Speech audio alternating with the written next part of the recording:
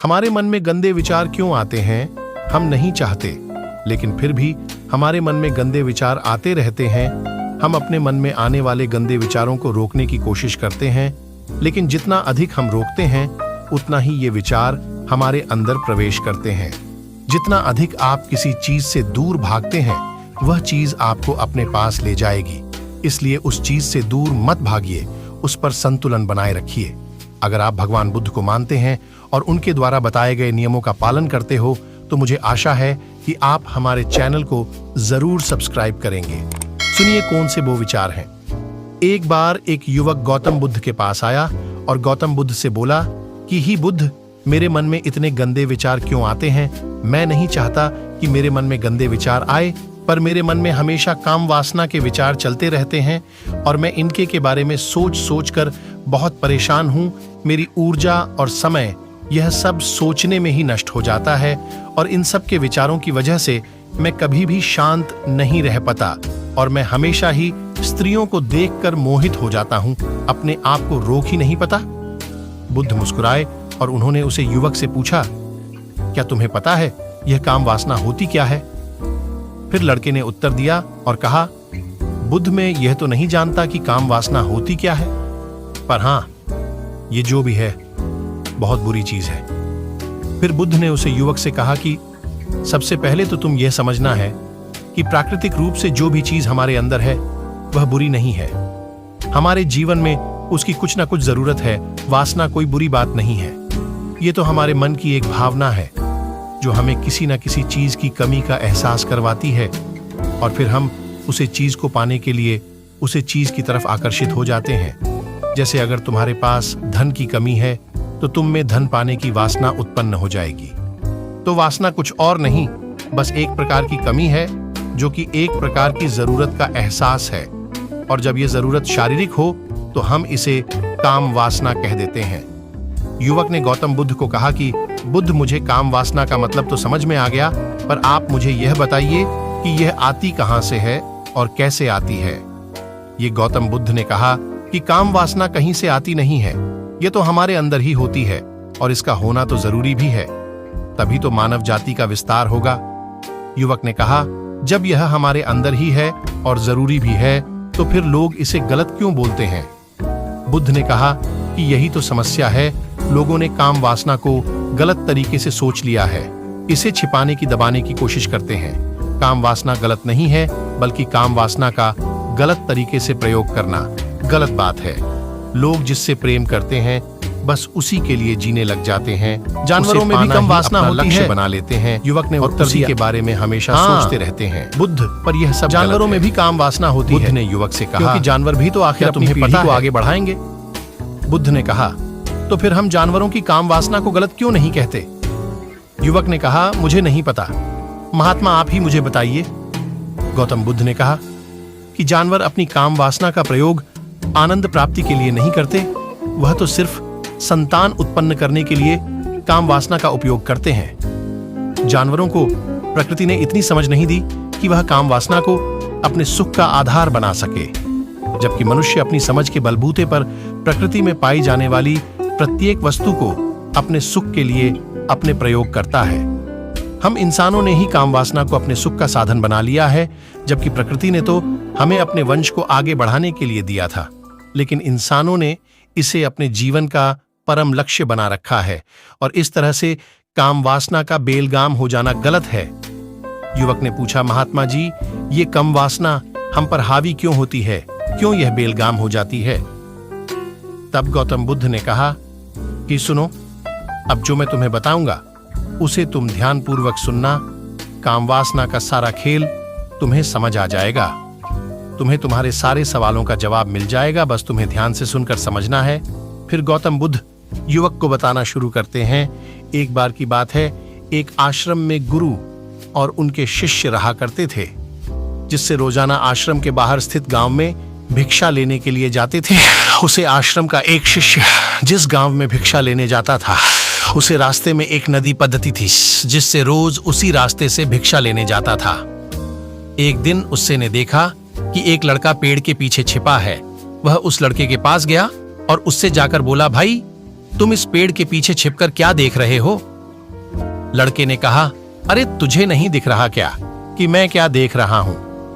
तब शिष्य ने नदी की तरफ देखा तो वहां पर कुछ लड़कियां पानी भर रही थीं।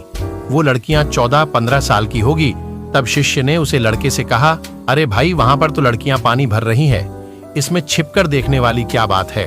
तब वो लड़का शिष्य की तरफ देखकर उससे कहता है, अरे पागल, तुम्हें दिखाई नहीं दे रहा? ये परी कैसे नदी से पानी ला रही है? जरा उनकी अदाओं को तो देखो, उनके कोमल शरीर को देखो, उनकी पतली कमर मटके को उठाते समय बल खाती है और उनके बाल उनकी कमर पर कैसे लहरा रहे हैं, मानो सुंदरता बिखरी पड़ी हो। उसने फिर से नदी के किनारे देखा और इस बार वह नदी के किनारे देखता रहा। अब कुछ भी दिखाई नहीं दे रहा था और वह बिल्कुल निडर था। उसे किसी भी चीज का कोई डर नहीं था। लेकिन अब वो छिपने लगा और उन लड़कियों को देखने लगा जैसे उसने कोई अपराध कर दिया हो। और जब वो छिपकर उन लड़कियों को देख रहा था तभी वो अचानक अंदर से कौंप गया और उसने कहा कि ये मैं क्या कर रहा हूं? मैं जो कर रहा हूं वो सही नहीं है। मुझे यहाँ से चले जाना चाहिए। और फिर वह जल्दी से वहां से चला गया। वो आश्रम पहुंच जाता है। आश्रम जाकर वो अपने कार्यों में लग गया। लेकिन जो अभी वह देखकर आया था वही उसकी आंखों के सामने बार बार आ रहा था।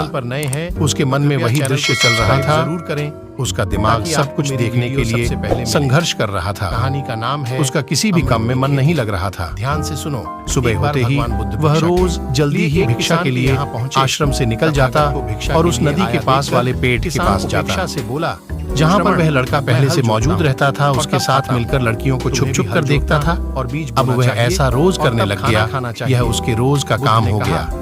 अब उस शिष्य का मन किसी भी काम में नहीं लगता था। वो हमेशा ही किसी न किसी प्रकार के विचार में उलझा रहता। वो आश्रम के कार्यों को भी ठीक ढंग से नहीं कर पा रहा था। न वो ठीक से सो पाता था, न वो ठीक से खाना खा पाता था। उसका मन बेचैन सा रहता था। उसका मन बार बार उन लड़कियों की खूबसूरती देखने को मचलता था। मेरे पास जब गुरु भिक्षा दे रहे थे तब भी उनका मन किन्हीं अन्य विचारों में खोया हुआ था। गुरु ने अपने शिष्य की इन हरकतों को भांप लिया था। स्मृति, फिर एक दिन गुरु ने शिष्य को अपने पास बुलाया और कहा, मैं वचन आज से मैं भी तुम्हारे साथ भिक्षा मांगने चलूंगा। आप और मैं एक साथ भिक्षा मांगने जाएंगे। तभी शिष्य गुरु को माना करते हुए बोला, नहीं गुरुदेव, आप परेशान क्यों हो रहे हो? मैं अकेला ही ठीक से भिक्षा मांग सकता हूँ। गुरु ने शिष्य से कहा कि ठीक है, तुम अकेले ही भिक्षा मांगने जाओ। जिससे वह तुरंत भिक्षा मांगने निकल पड़ा। ये कहानी आपको सभी लोग उसे देखने के लिए उसके पीछे पीछे चलने लगे। तो अगर थोड़ी दूर जाने पर गुरु ने देखा कि उनका शिष्य एक अपराधी की तरह एक लड़के के साथ पेड़ के पीछे छिपा हुआ है और छिपकर कुछ देख रहा है। ताकि गुरु भी अपने शिष्य के पीछे जाकर खड़े हो गए। उसका शिष्य क्या देख रहा है जिसे देखने के लिए वह एक अपराधी की तरह पेड़ के पीछे छिपा हुआ है। गुरु ने देखा कि उसका शिष्य पेड़ के पीछे छिपकर नदी से पानी ले रही लड़कियों को देख रहा है। तब गुरु ने शिष्य से कहा, और तब क्या देख रहे हो? तुम्हें भी हल अपने मालिक की आवाज सुनकर वह डर गया और उसके पसीने छूटने लगे। बुद्ध ने कहा, वह ऐसे कांपने लगा जैसे उसने किसी चोर को चोरी करते समय पकड़ लिया हो। उसी से की हालत खराब हो गई। वो कुछ भी नहीं बोल पा रहा था। दूसरा का जो शिष्य के साथ था वहां से भाग गया। उसके मुंह से कुछ टूटे फूटे शब्द ही बाहर निकल रहे थे। वो अपने गुरु से नजर भी नहीं मिला रहा था। गुरु ने शिष्य की तरफ देखा और कहा कि मेरा शिष्य तो निर्भय था, उसे तो किसी भी चीज का डर नहीं था। लेकिन ये क्या, तुम तो भय के मारे कांप रहे हो। शिष्य ने गुरु से कहा कि मुझे माफ कर दो गुरुदेव, मेरा इसमें कोई दोष नहीं है। उस लड़के ने मुझे बहका दिया था। लेकिन आपसे मैं वादा करता हूँ कि आज के बाद मैं ऐसा कभी दोबारा नहीं करूंगा। मुझे माफ कर दो गुरुदेव। गुरु ने शिष्य से कहा, पीछे कोई बात नहीं, पर इस बात का तुम ध्यान रखना कि हम जैसी संगति करते हैं इस प्रकार वैसा ही फल हमें प्राप्त होता है। हम जैसी संगति करते हैं उसके विचार हमारे अंदर प्रवेश करते हैं। इसीलिए अच्छी संगति करो। अगर आप वीडियो को जिससे तुम्हारे अंदर अच्छे विचारों का प्रवेश हो। फिर गुरु और शिष्य आश्रम लौट आए और फिर से शिष्य आश्रम के कार्यों पर ध्यान देने लगा। ताकि आपको उसने उस रास्ते को छोड़ दिया और दूसरे रास्ते से जाने लगा। वो अपने कम को ध्यान से करता, ध्यान से सुनो। लेकिन धीरे धीरे उसके अंदर क्रोध उत्पन्न हो गया और फिर वो दूसरे शिष्यों पर क्रोध करने लगा और बेचैन रहने लग गया।